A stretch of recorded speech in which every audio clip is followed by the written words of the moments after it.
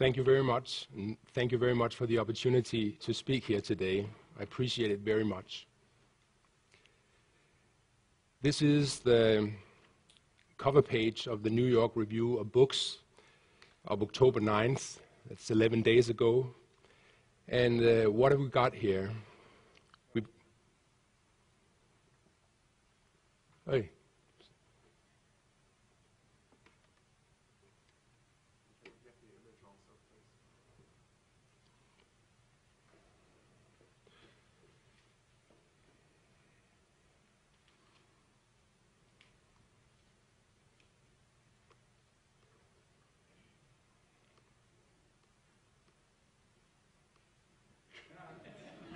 So far.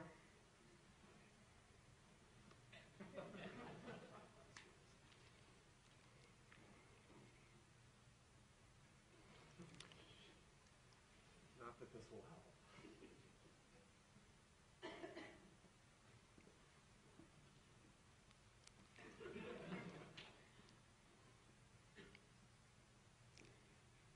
It's always technology that gets you. Here we go. Okay.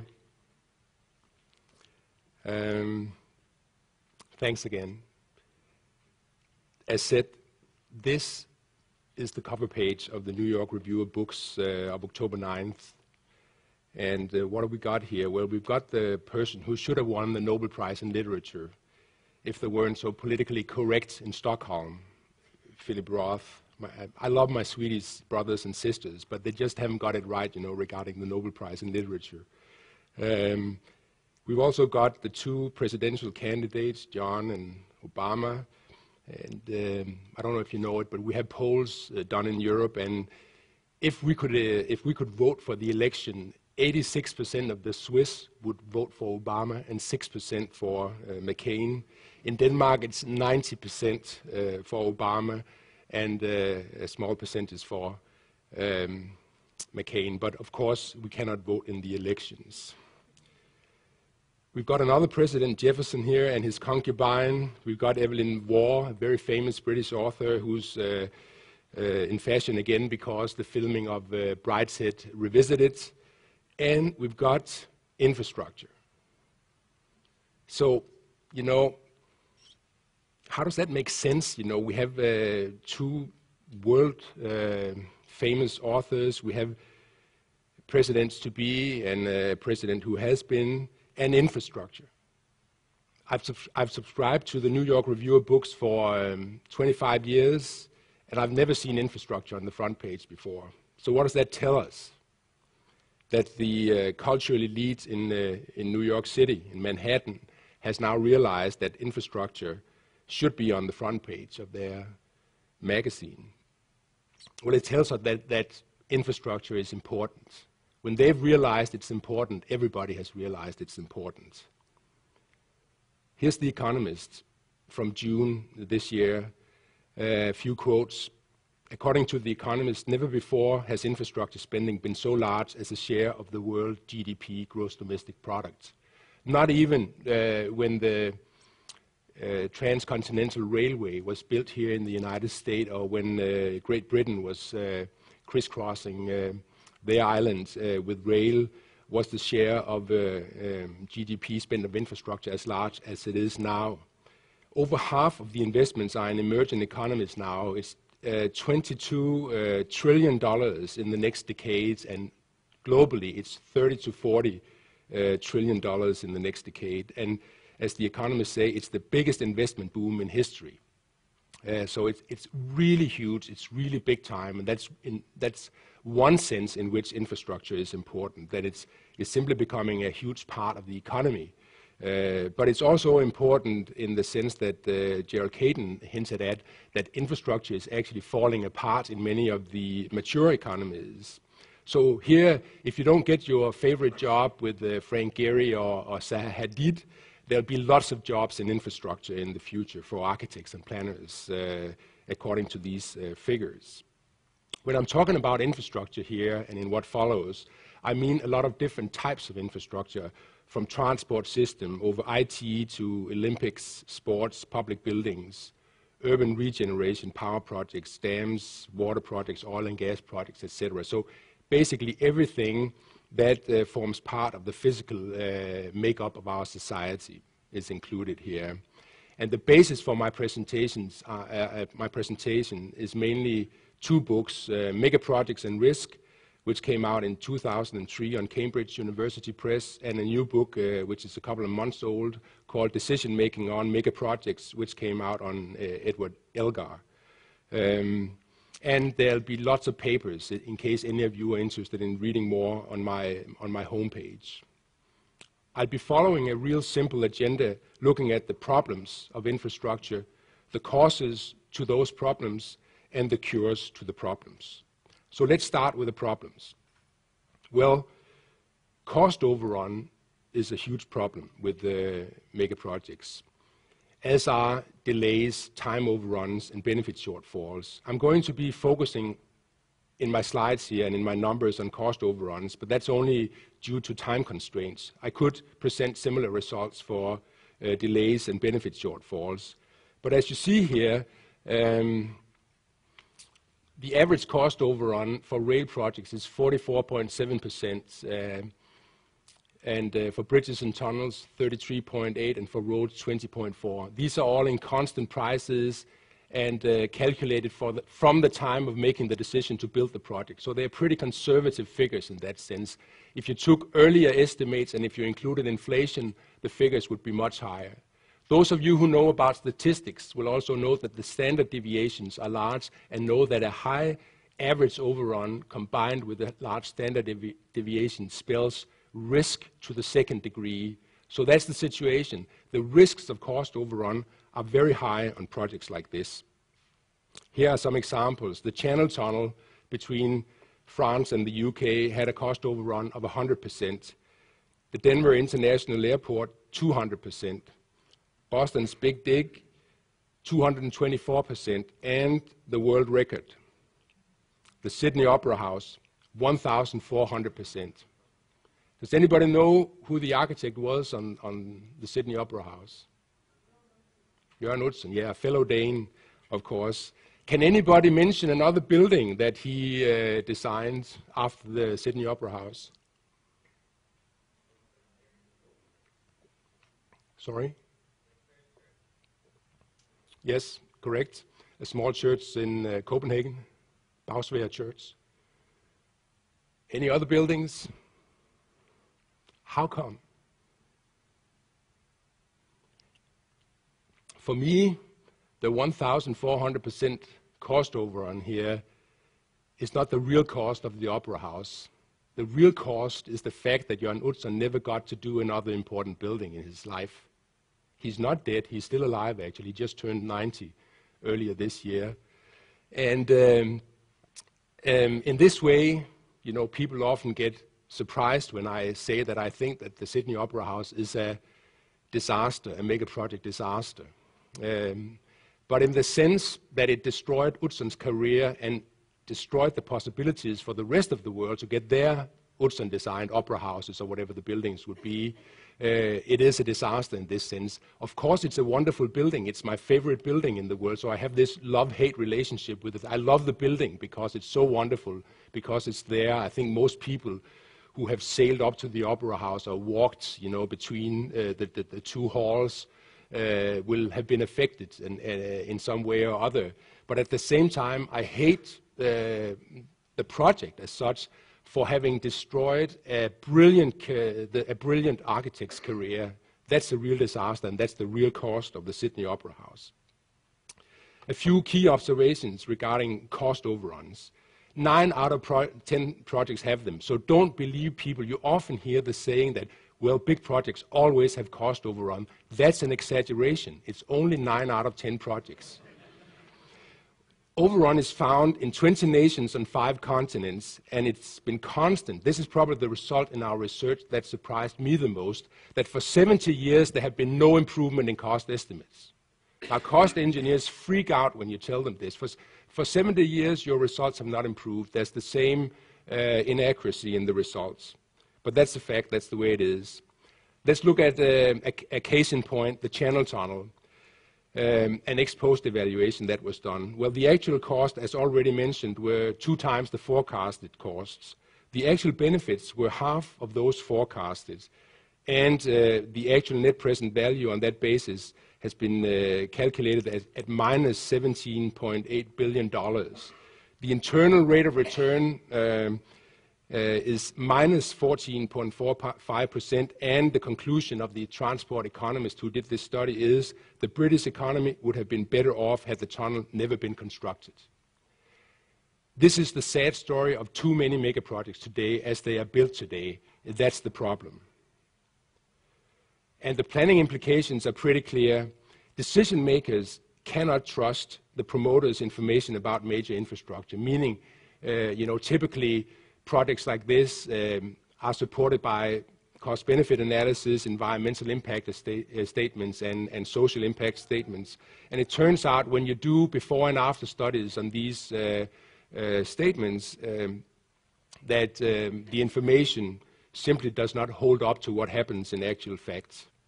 So this generates very high and systematic risks, and therefore we have a strong need for methods and incentives that would produce more reliable information so that decisions can be based on information instead of on misinformation, which is the case today. And just to show you that it's not only transportation projects, here are a few numbers for IT projects. The average cost overrun for IT projects is 43%. The percentage of projects that are over budget, over time, and under scope is 71%. The total project waste per year in IT is $55 billion in 2004, and this is just in the US, not on a global scale, so it would be much more if we looked at the whole world.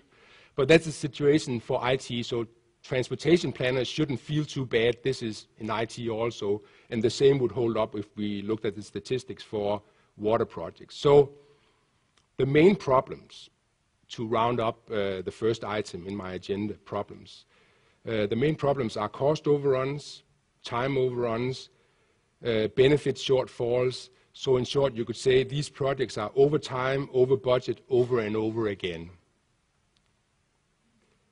So next question would be, what is the cause of all this? What causes these problems? What causes this very distinct, very established pattern of cost overruns and benefit shortfalls? Well, if you look at the literature, you'll find 3 types of explanation: technical explanations, psychological explanations, and political economic explanations. Technical explanations will explain the cost overruns and the benefit shortfalls in terms of inadequate data and models. You will hear modelers say, well, we had inadequate data, or our models have not been brought up to date. We have old models. We need to develop our models further. But if we get better data and better models, we'll be able to get more accurate results. So that's technical explanations. Psychological explanations explain overruns and shortfalls in terms of optimism bias. This is research done by people like Daniel Kahneman at Princeton University and other behavioral psychologists, who argue that human beings are hardwired, up here in our brains. We are hardwired to look at things in a more positive light, and especially look at the future in a more positive light than is actually warranted by actual outcomes. And obviously, an optimistic budget is a low budget. Optimistic cost estimate is a low cost estimate. And obviously, an optimistic benefit estimate is a high benefit estimate. So that would fit the data, optimism bias. The third type of explanation, political economic explanations, explain in terms of strategic misrepresentation. This is a term that I've learned to use because people don't like it when you say lying. George Orwell would like this term very much. It's really a kind of newspeak, but people get incensed if you talk about lying. But if you say strategic misrepresentation, say, yeah, okay. That sounds like you got to be some kind of professional in order to do strategic misrepresentation, so that's acceptable. So that's what we call it. Martin Wax, who used to be at Berkeley as a professor and who is now director of transportation research at RAND Corporation in Santa Monica has developed explanations of cost overruns and benefit shortfalls in those terms, and so have I myself. Now, if you try to fit these different explanations to the data, you'll see that technical explanations don't fit. If technical explanations were valid, you'd expect to find forecasting errors, forecast of costs and forecast of benefits, to have an average error around 0 and a normal distribution. Now, we find with an enormously high level of statistical significance that the forecasting error is not 0, as you saw before. And these are like 0.00001 statistical significance, a level of significance that you rarely find in statistical analysis. We find here. So we can really, with a very high level of confidence, reject technical explanations as valid explanations for the statistical pattern we see in cost overruns and benefit shortfalls.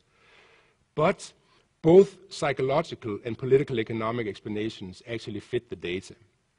And what we've found is this relationship between these two types of explanation. Here, on the first axis, is political and organizational pressure for given projects. And on the second axis is the explanatory power of these different explanatory models. So here's first optimism bias and second strategic misrepresentation. And what we find is that for projects where there's very little political and organizational pressure, optimism bias accounts for the data better than strategic misrepresentation. That means optimism bias would explain cost overruns and benefit shortfalls to a larger degree than strategic misrepresentation, because in these kinds of projects, there's really no reason for the promoters or the planners to misrepresent in a deliberate way. Whereas in projects with a very high level of political and organizational pressure, you know, where your boss is breathing down your neck, make this project go through, make this project get the go-ahead so that we can actually get to build it. There's a high level of strategic misrepresentation. This model best account for the data, and optimism bias is less pronounced. And of course, a lot of mega projects, a lot of the very large projects are out here. So this is what we find for the large project. But we do have the whole scale here, and of course, a lot of medium-sized and small projects in the middle that are actually subject to both types of behavior. What we find, sometimes deliberate and sometimes not, is something I'd call Machiavelli's formula.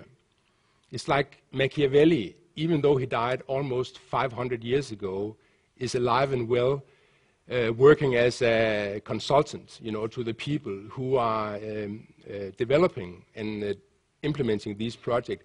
And what Machiavelli whispers in their ear is, underestimate the costs, overestimate the revenues, undervalue the environmental impacts. I'm not talking about environmental impacts here, but we have separate studies of environmental impacts, but due to time constraints, it's not possible to go into details. And the same with development effects. But Machiavelli would say, be sure you overvalue the development effects. If you do all these things, my dear prince or promoter, you'll get funding. So that's, you know, it's as if this formula is at work. You can explain the outcomes, or they certainly fit this formula. Here's a couple of examples from interviews we did with planners on how this works in practice. And it's a direct quote from one of these interviews, a planner talking about cost underestimation. This planner says, you'll often, as a planner, know the real cost. You know that the budget is too low, but it's difficult to pass such a message to the councillors, that's the politicians, and the private actors. They know that high costs reduce the chances of national funding. So because the big bosses know that if you put in high cost in the cost estimates, it'll reduce the chances of national funding, you cannot do that as a planner, even though you know the real costs. Here's another quote, also from a planner. It's all about passing the test of project approval. You are in when you are in. It means that there is so much focus on showing the project at its best at this stage. That's the stage of approval. So obviously, getting these kinds of statements and seeing this Machiavellian formula possibly at work in the projects, we'd think as researchers, hey, is this a conspiracy? Do these people really sit down and conspire to misrepresent the projects? So we asked this in the interviews, testing for conspiracy theories. And the planner here said, which was typical, I don't think it's very deliberate. It's not that people sit around on a table and make strategies to get money out of a government. It's more that everybody knows of the competition, meaning the competition between projects. So you need your project to look good on paper, because otherwise your competition's project is going to get the funding because it looks better on paper. That's the idea here. So you may say, hey, that's nice, it's not a conspiracy. It's not that bad, but it's actually, in a way, you could say it's even worse because they don't even have to sit down and conspire. It's like a culture. Everybody knows already, like the interview person says here, everybody knows of the competition. Everybody knows so well they don't even have to sit down and coordinate their actions. Everybody knows, so you just do it. That's the situation. There's a culture of misrepresentation in these projects. So you get a topsy-turvy incentive structure. What you get is, when people behave like this, is that they maximize the benefit-cost ratio at approval, when the project is approved and when you do your benefit-cost analysis on paper. But if you do that, if you maximize the benefit-cost ratio at approval, that's logically the same as maximizing your benefit shortfalls and cost overruns at implementation. The higher you exaggerate the benefits during approval, the larger benefit shortfall you're logically going to have. The more you underestimate the costs at approval, the larger a cost overrun you're logically going to have at implementation. So that's what's happening.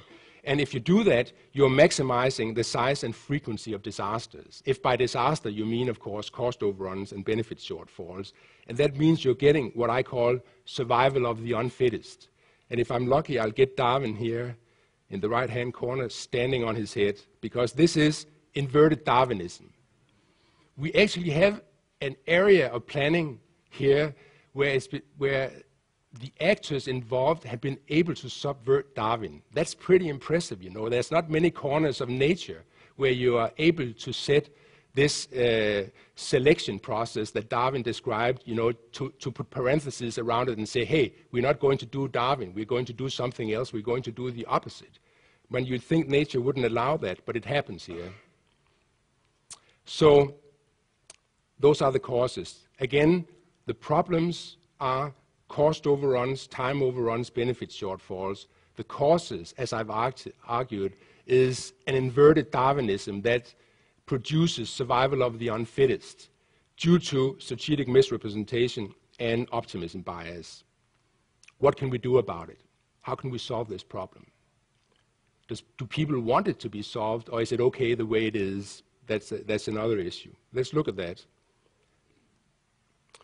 If we want to do something about it, we need to do things differently, meaning we need different methods for policy and planning. For instance, a method that we've developed in my research group called reference class forecasting, but there are other methods as well.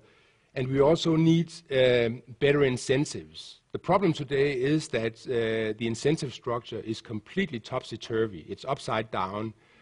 You actually have incentives that incentivize planners to misrepresent projects. You get rewarded for misrepresenting projects. And you get punished if you're honest, if you are accurate in your cost estimates and benefit estimates. And of course, you get exactly what you incentivize, so you get cost underestimations and benefits overestimations. Let's look a bit at reference class forecasting as a method. The basic logic of reference class forecasting is or says that the best predictor of performance in a planned project is actual performance in a class of implemented comparable projects. So basically what it says is, look at the projects that you've already done that can be compared to, or that have already been done that can be compared to the project that you're planning to do now, and you'll get a better prediction of what's going to happen with your project than if you try to understand the project as a unique project inside out. Reference class forecasting is based on theories that won the Nobel Prize in Economics 2002, prospect theory and the planning fallacy. That's Daniel Kahneman, who developed this theory with his colleague Amos Tversky.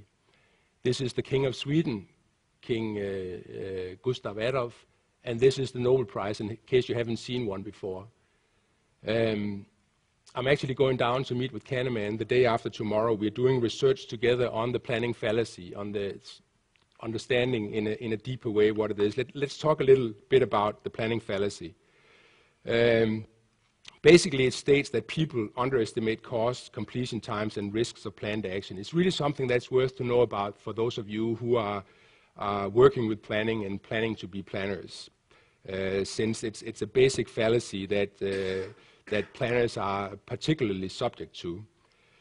In addition to underestimating cost, completion times, and risk, people overestimate the benefits of the same actions. So this underestimation plus overestimation is the planning fallacy and is optimism bias. This is what we talked about earlier when we talked about the problem with the mega projects. And one thing that Kahneman also found, which is really worth noting, a lot of people assume this is not the case, but that's the fact that experts are as prone to the planning fallacy as are lay people. A lot of people think if we just bring in the experts, we'll get correct estimates. That's not the case. Experiments have shown that experts will make errors just as lay people will do in these kinds of estimates. The cause of the planning fallacy, argues Kahneman, is what he calls an inside view, where the planners are focusing on the elements of specific planned action, seeing them as unique. And you'll hear this again and again when you talk to mega project planners, like I do in my research. You'll hear them say, you cannot compare projects. It's impossible. Each project is unique. Now, our statistician laughs when he hears this because he says, just look at the curves. They are so similar regarding cost overruns and benefit shortfalls and so on, that it's ridiculous to talk about the projects as being unique. But both is true in a sense, because if you really go into the details, projects, of course, are unique. But if you look at statistics, describing key characteristics of projects, they're not unique at all. So what the planning fallacy and the reference class forecasting does is to substitute the inside view with an outside view, which is the cure of the planning fallacy. And the outside view focuses on outcomes of similar actions already completed. So Kahneman argues that instead of this inside view, we need to take this outside view. Reference class forecasting is a method for systematically taking the outside view and bypass optimism bias and strategic misrepresentation by taking the outside view. So that's the general logic. And you do it by these 3 steps. I'm not going to go into the technical details. I mean, you can do this in a lot of technical details with all the statistics and statistical tests and so on. I'm not going to do this here. I'm going to stay with the principles. And doing that, there are these 3 steps. First, you identify the relevant reference class of past similar projects that are comparable to the project that you're doing. So if you're doing an opera house or a concert hall, you will go around the world, you will look at similar opera houses or concert halls that have been built and that can be argued to be comparable to the one that you are planning now. Then you establish probability distribution of outcomes for that reference class, meaning you look at specific measures of performance. For instance, what was the cost per seat if we stay with the opera house, per seat for spectators? Or what is the square foot price? Or what was the cost overrun of these projects? How many people actually showed up compared to what was predicted, and so on and so forth. You basically decide what are my key parameters going to be in forecasting for this project, and those are the one you establish probability distributions for in the reference class. And then you take your specific project and compare it to the distribution, and on that basis decide where are you on the distribution for these projects. And that's how you decide the outcome of the project that you're planning, instead of trying to understand the project inside out. The projects that are suitable for reference class forecasting are projects that are non-routine locally, but are routine nationally or internationally. So you need to have projects somewhere in order to be able to establish the reference class. But where the method is particularly useful is where local planners don't have a lot of experience with a particular type of project, but then can import that experience, so to speak, from the national level or international level. This is the situation, for instance, for concert halls, sports stadia, major bridges and tunnels, metros, urban regeneration schemes, and so on. You do very few of those in each individual city, typically, especially if they are medium-sized cities, which the majority of cities are. So it's a very common situation around the world. Projects that are not suitable for reference class forecasting would be truly unique projects, projects that have never been done before. If you have a completely new technology or completely new design that has no prior example, then you just can't use the method because it'll be impossible to do a reference class. We've been involved in implementing this method in the UK, and it's actually now mandatory in the UK for all transport projects larger than 40 million pounds, which is equivalent to $68 million. So the Treasury has simply decided that there's no funding. They will not give any funding to projects above this size unless they have applied the methodology of reference class forecasting. The same for the Department for Transport in the UK, except the threshold level is lower, it's 5 million pounds. The largest project which has been subjected to reference class forecasting, and there are dozens of projects now that have been, is the Crossrail project in London, which is estimated after the reference class forecast at 16 billion pounds, which is equivalent to $27 billion. That's almost twice the size of the Big Dig here in Boston. So it's a huge project. The Big Dig is the largest construction project in US history, as I understand it.